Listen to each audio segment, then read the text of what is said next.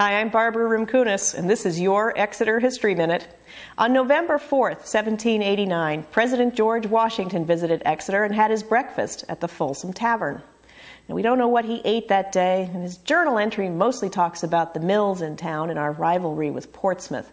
But we do still have the Folsom Tavern to remember the event. Today, it's part of the American Independence Museum.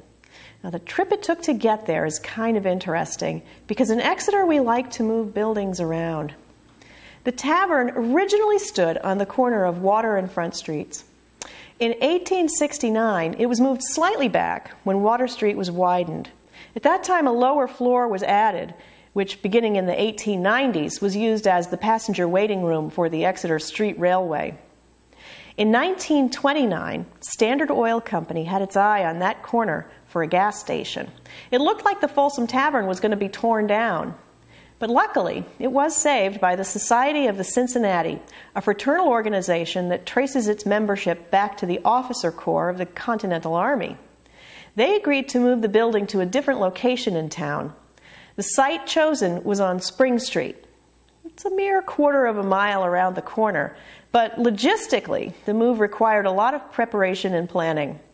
The actual move took 4 days, during which most of Water Street had to be shut down for traffic and parking. Just imagine walking through the town that day and seeing the Folsom Tavern hanging around the corner of Center Street like a bunch of middle school kids out for a froyo. Now, at this point, I'm sure you're thinking, there must be some great photographs of that move. But actually, we don't have any, and neither does the American Independence Museum. You know what we do have? Right, cat pictures. That's Fittykins. Even in 1929, we were taking cat pictures. Back to the Folsom Tavern. It stood solidly on Spring Street from 1929 until 2004 when it moved again, this time taking 2 giant steps forward to put it closer to Water Street, which is where it stands today.